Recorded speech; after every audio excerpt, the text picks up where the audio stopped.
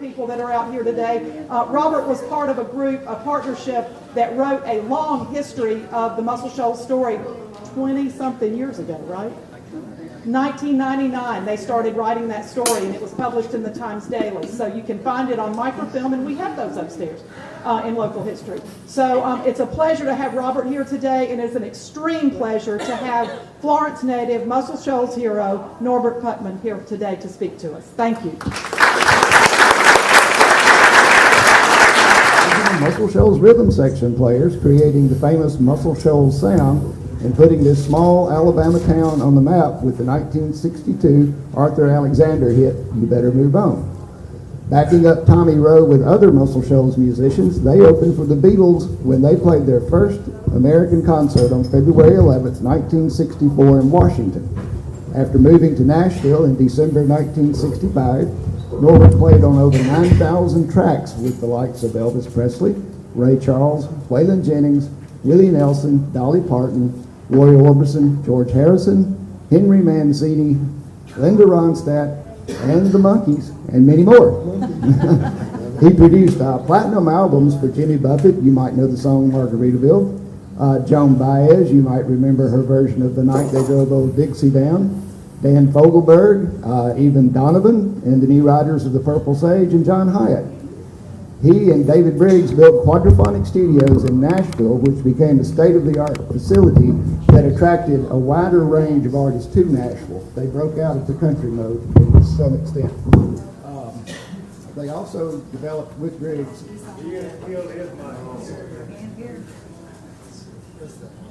Keep talking. He and Briggs opened Dana Music, which became one of the top music publishing houses in Nashville. Norbert was inducted into the Alabama Music Hall of Fame in 1996, and he and others are currently featured in the Country Music Hall of Fame exhibit Nashville Cats, which focuses on Nashville's work outside of the traditional country vein. Welcome, Norbert. Hello, hello, hello. I don't think I did any of that stuff. Where did you get that? It's all lies that I made up. We have discussed the threads that run through Muscle Shoals and how important it is that some of those threads were picked up by people like you. Could you describe for us how you picked up that musical thread when you were a teenager? Well, you see, I have this theory that years ago I read a book by Bill Bryson. You guys ever read Bill Bryson? He had a book called The Short History of Nearly Everything. Okay? And Bill said something in that book that really struck home to me. He said, in order for any of us to be here, all of our ancestors had to survive. Okay? Well, I have this theory that in order for Muscle Shoals to be here, Sam Phillips had to survive. Because, you know, Sam was born here, goes over to Memphis, starts a little record label called Sun Records, and then he proceeded to record the music that changed the world, okay? He started out with Rocket 88, and then he found Howlin' Wolf, and then he found Rufus Thomas, and then he found Jerry Lee Lewis, Carl Perkins, Johnny Cash, and this kid called Elvis, okay? Now, my father, we had moved out to, you might switch the slide over there, okay? My father bought some land out near Green Hill, and we'd moved out of the city, and I was going to school at Rogers High School, okay? And Rogers was a very small school, didn't have a high school band, and some kids in the neighborhood put together a band to play Elvis Presley, Carl Perkins music, right? One of them remembered that my father, and there he is up there, he's about 15 years old, okay, holding that bass. They remember my dad had an acoustic bass. No one else that they knew in Green Hill had one. And so they said, well, look, you're the bass player. You have one. And I was 15 years old. I had no ambitions to be a musician, okay? This is accidental. You see where I'm going with this? Sam to Elvis to the kids to, okay. So I said to Danny Cross, the young guitar player, I said, Danny, what makes you think overnight I'm going to become proficient enough on the bass to play in your band. He said, well, Norbert, this Elvis stuff has 3 chords. Surely to God you can find 3 notes, he said. and I took the challenge, all right? And by the way, that's my father, Gentry Putnam. And the lady with the banjo is my aunt and his sister Gracie. And the other lady with the cowboy hat is Eva. My father was the youngest of 8 children. And the youngest child had to play the bass. And we think this picture was made in one of the radio stations down here. Maybe late 30s, okay? But anyway, I take the challenge and I fall in, I think there's another. I take the challenge and I fall in with, turn the volume up. This is the record that's happening, okay? You guys remember this song? This is the first song I ever tried to play on the bass. I got blisters trying to slap it like Bill Black.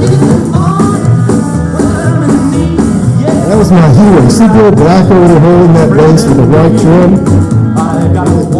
Yeah. I actually put white adhesive tape around my bass when I was 15. And when Glenn Pettis and the Rhythm Rockers, is that the next slide, Glenn Pettis? Go ahead and hit that. So the band up in Green Hill is Glenn Pettis and the Rhythm Rockers. And what I learned to do, we get the crowd really excited, and I put the bass over and climb up on the side of it, beating on it, and sometimes it would just tilt over. But that was the first band I played in. I meet young David Briggs from Killen. Carol Quillen is in the insurance business here. Anybody know Carol Quillen? He was our drummer. Danny Cross was a young guitar player who challenged me. Bruce Gist, another guitar player, goes on to write a lot of famous songs.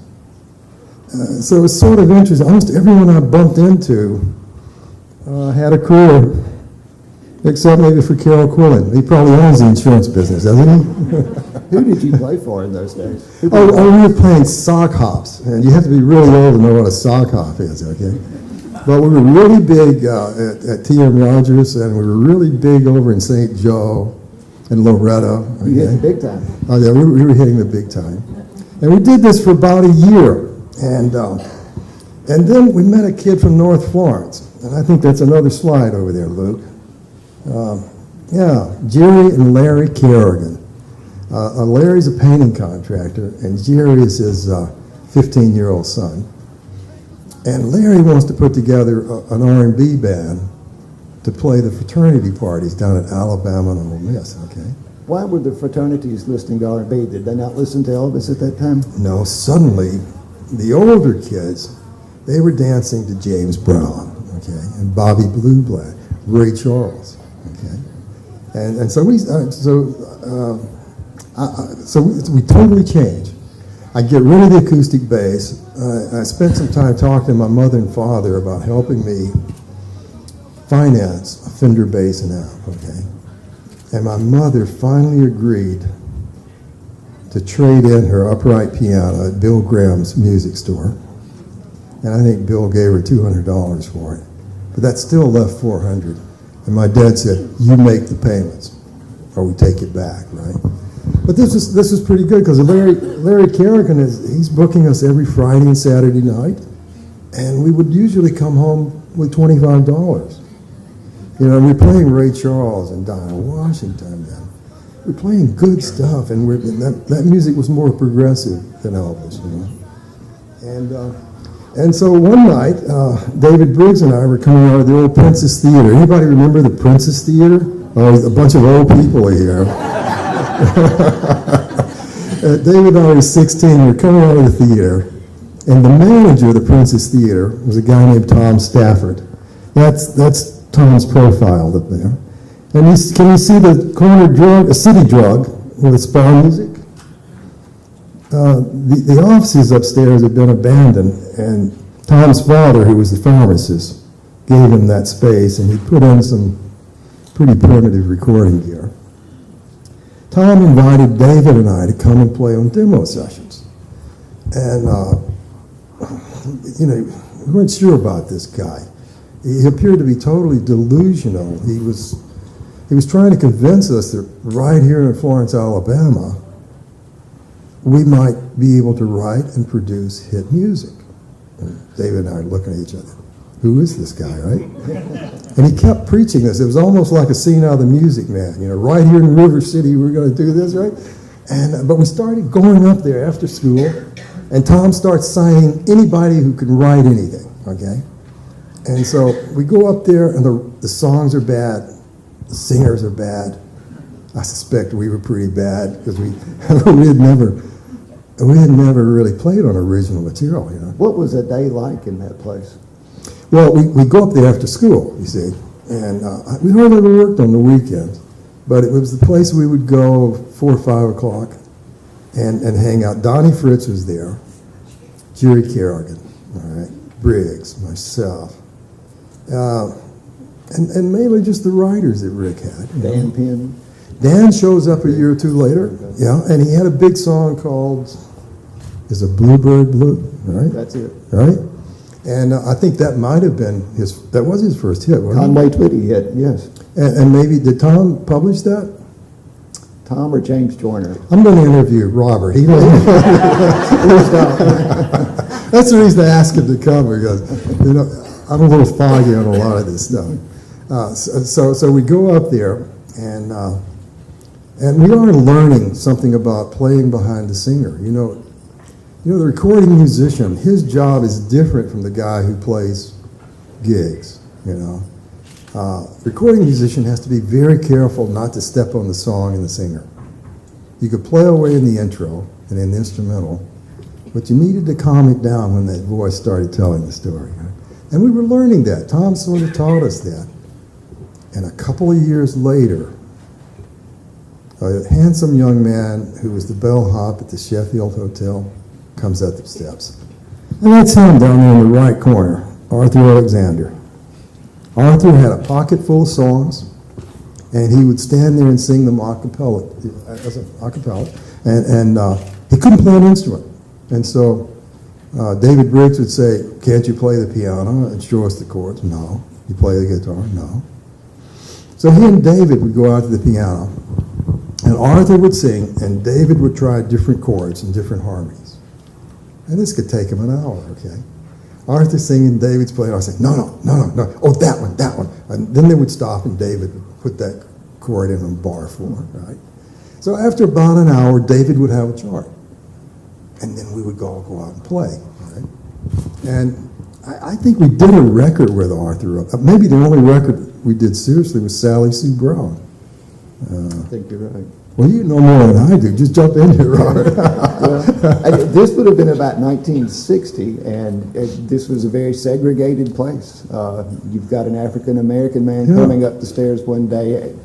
How did y'all feel? Were you nervous, or was it a natural thing? No, it was a natural thing, you know, because, he was easily the most talented person that had walked up those steps, you know. And then right behind him, a few weeks later, came Rick Hall and Billy Sherrill, okay? And, you know, Billy goes on to become one of Nashville's great record producers.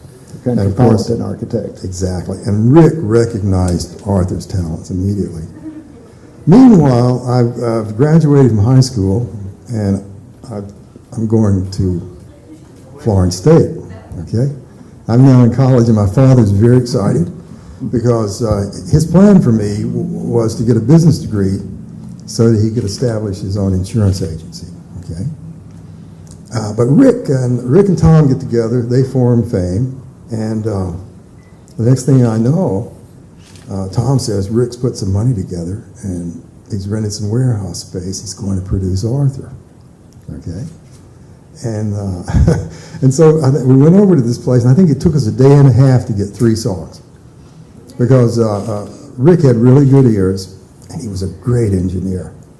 The equipment was mono, which meant we had guitar, bass, drums, piano, Arthur's voice. Oh, and Peanut Montgomery played the rhythm guitar, and he stood on the other side of the microphone from Arthur, and they were picked up on the same microphone. It took 40 or 50 takes. What was that session like? I mean, that was the groundbreaking moment here, really. It was a seminal moment of Muscle Shoals, you know, because, well, first of all, once again, we have to figure out how to invent parts to meet the song, and we were rather poor at it, I have to tell you, okay? And Rick was learning too. You know, we would play it and talk about it and play it again and change a little something. I think we probably did 40 or 50 takes before we got that one track on You Better Move On. And then, the guitar player was Terry Thompson, who, by the way, was our Sergeant Pepper. Terry had perfect pitch. He was probably 4 years older than the rest of us. And he sort of took David and I under his wing. He taught us a lot of the things we hadn't figured out, a lot of the harmonies. We'd go over to his house. He'd put on a Barney Kessel record. And Barney would play 8 bars. He'd take it off. He'd grab his guitar and play the exact parts. Okay? And I would say, what's the third chord? He'd go, well, it's this one. I'd say, well, what's the name of it? I don't know. He didn't have a musical education, but he was a pure genius. Years later, Chet Atkins said one day after I went to Nashville, and we were talking about Muscle Shoals, and he said, Terry Thompson's one of the greatest guitar players I ever heard. Okay, so that's how good he was. Right? Now, Terry died young, though, didn't he? Yes, and Terry sort of had something to do with the fact that we left Muscle Shoals, because when Terry died, it was like he was the leader of the band. Okay, and Joe South came in and replaced him, and Joe was a great genius too. But by this point in time, I was starting to have a few hits. First of all, Rick Hall had the drive of a great entrepreneur. He got in his car with that tape and went to Nashville, and he hit all the big boys. He went to see Orrin Bradley at Decca, Chet Atkins at RCA, and of course the record was too pop and too R&B for them to promote, because their Nashville offices were basically there to record and promote country music. And he ended up meeting Noel Ball. Noel Ball is pretty critical, isn't he, to this story? He is, because I don't know what Rick would say about it, but if he doesn't meet Noel, Rick may get in his car and come back to Muscle Shoals, and that's the end of the story. Okay? Yeah. But Rick didn't give up, and when Noel offered to help, and I think it involved a shady contract, because Rick Hall never produces Arthur again. Okay, and we never recorded with Arthur again. Okay, but Noel Ball helped make the deal at Dot, and Dot Records. I don't know if you remember Dot Records. They had one big star, Pat Boone. You guys remember Pat Boone? For a moment there, he was as big as Elvis, And so, we didn't think a lot about it, because we didn't hear a lot about it. I'm going to school. I'm trying to get up in the morning, and there was ROTC, and there was all kinds of crazy things going on. And Donnie Fritz called me one day, and he said, Norbert, it's on the radio. And I was like, what's on the radio? Arthur's record. You're kidding, I said. No, he says, I'm coming to get you. What was your reaction when you heard that on the radio? Well, we rode up and down Court Street. When I was young, on Friday nights and Saturday nights, you rode up and down Court Street looking for companionship. Okay. And, gotcha. So Donnie and I are going all the way down there, and it's not coming on, and suddenly, it was, I still get chill bumps. It was like the first broadcast from Mars. It was unbelievable. That's Kerrigan's hi-hat. There's David's piano. That's my bass. And it's up here somewhere, And it was startling. And then the record started climbing the charts. And now we're down at Tom's every day, and we're watching Billboard, And one day I got a call from Tom. Norbert, it's Tom. Oh, hi, Tom. What's up? Well, I was wondering if you could drive Arthur and I up to Nashville. He's got to catch a plane and go to Philadelphia to do the Dick Clark show. I said, well, why don't you or Arthur? Well, there's a problem right now with a driver's license. Now, I don't know if Tom even drove. I suspect Arthur had a problem, okay? He would, well, this would be proven later. So the next morning I went over to the Stafford residence, and Arthur had picked up a used Lincoln or something, huge car. And we load up and we head up the road through Lawrenceburg and Columbia. And on the way up, Arthur Alexander's a very unhappy young man, okay? Because Tom's in the front seat, I'm driving, Arthur's in the back. And by the way, Arthur, pretty good-sized guy. He was 6'1", 6'2", okay? Tom weighed about 90 pounds when he was, okay? And Tom said, no, Arthur, you got to get on the airplane. You got to go to Philadelphia. You can't get there by train. There's no other way. You got to fly. And Arthur said, "Man, go on the airplane." And he said, "No, all the way up. And go on the airplane." Okay? So we get up to Columbia, Tennessee, and we start to put fuel in the car. And Tom says to me, Arthur's gotten out to go to the bathroom. He goes, "Okay, I got a plan. There's a liquor store in Franklin." Should I be telling these stories, Cheryl? Absolutely. Is it okay? So we stop at a package store, okay? And Tom goes in and gets a pint of Jack Daniels, and we pick up some Coca-Cola. And I remember he handed it over the seat to Arthur, and I'm watching through the rearview mirror. And Arthur,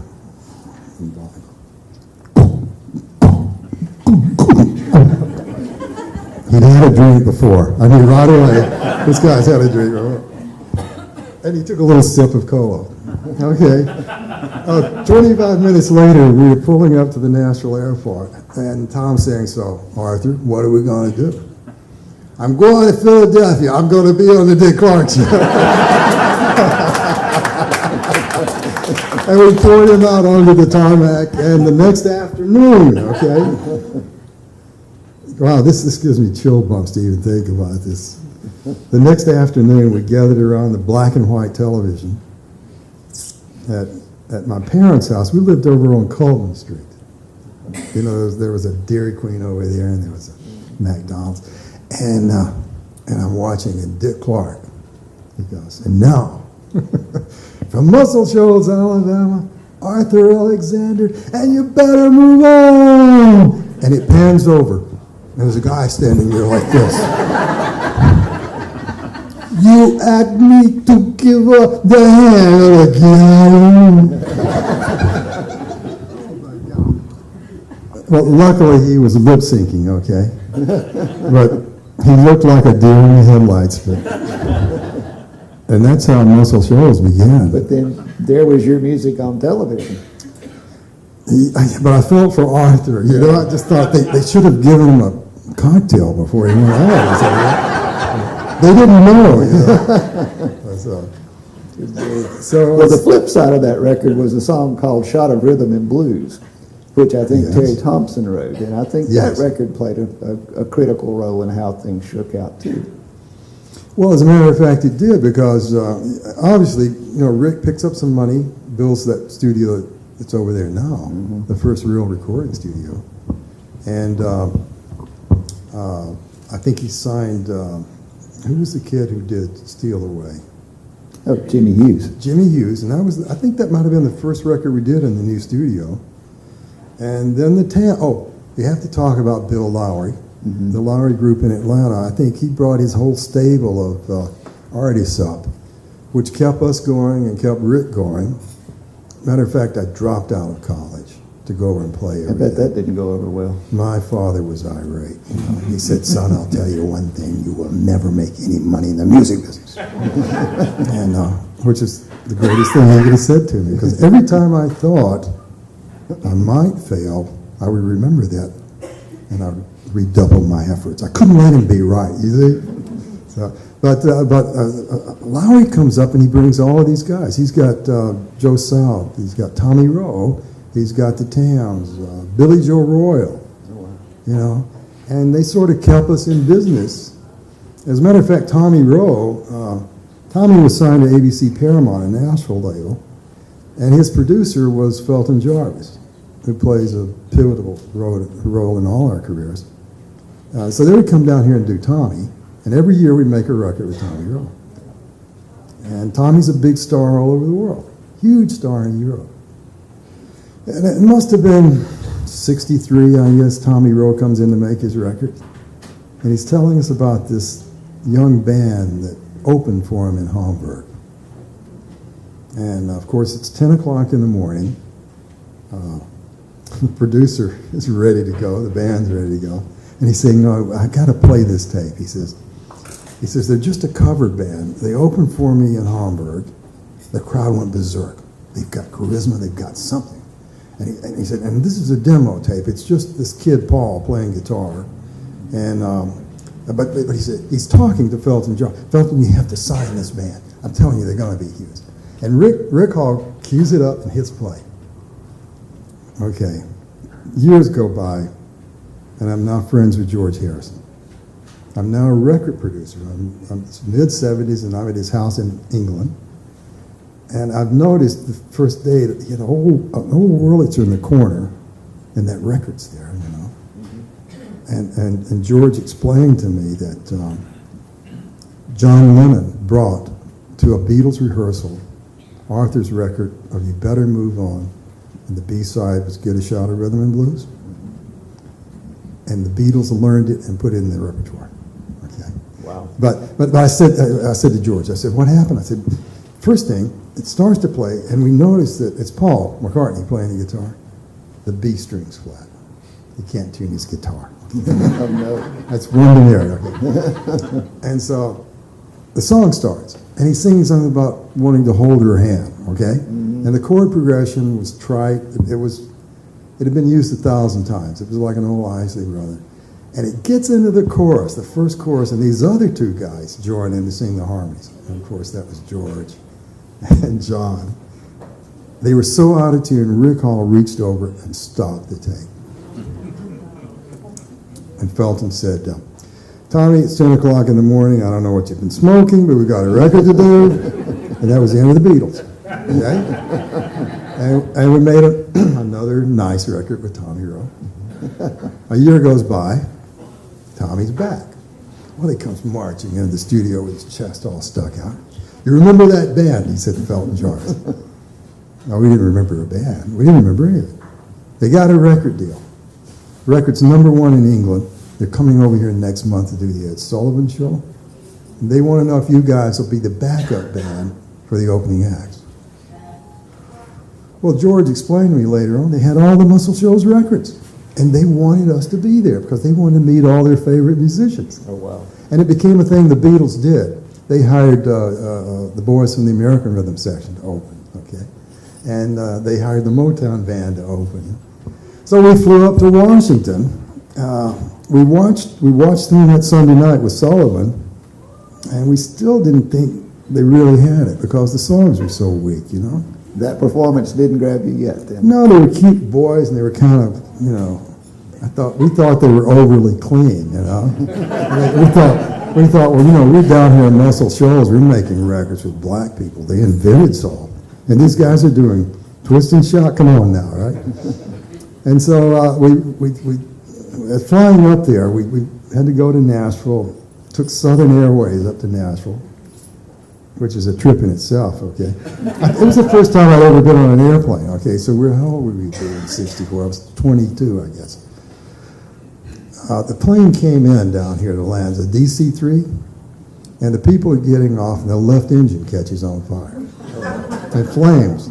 And a guy runs out there with a fire extinguisher and puts it out, okay? Now, we're already standing in line. And the stewardess said, oh, no, don't worry, it happens all the time. She said, Arthur was right to take the train. Well, I can tell you, all the way to Nashville, we're watching the ground, okay? We're getting ready for impact. But we got to Nashville, we got on a modern airplane. It was what was it? Oh, it was a Lockheed Electra, okay? A bunch of those crashed, by the way. But the cool thing about the Electra, it had a little bar back in the tail, a little circular bar. Very helpful. And we're 22, we can drink now, you know? And of course, we were trying all the cocktails our parents drank, you know. Like Kerrigan said, let's have a whiskey sour. To this day, I can't drink a whiskey sour, okay?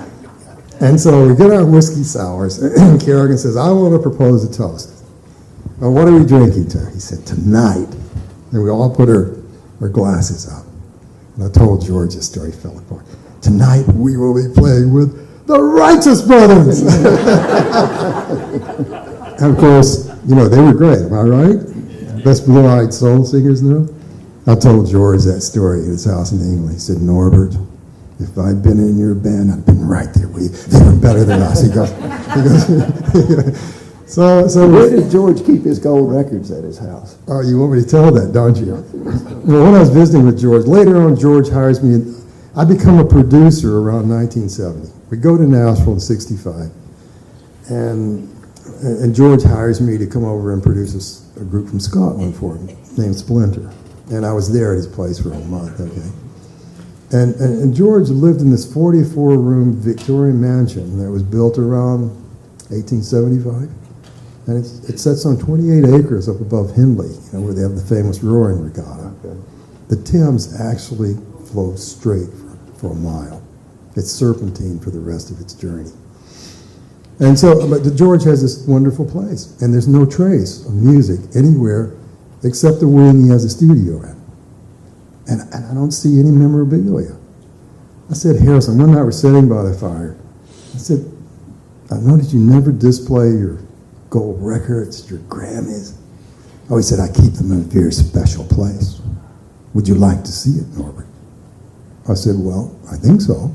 So he leads me down this long hall, and he opens the door to the biggest bathroom I'd ever seen. It was wall to ceiling. He said, I keep them in the shitter. Keeps his perspective. That was a term we didn't use in Alabama.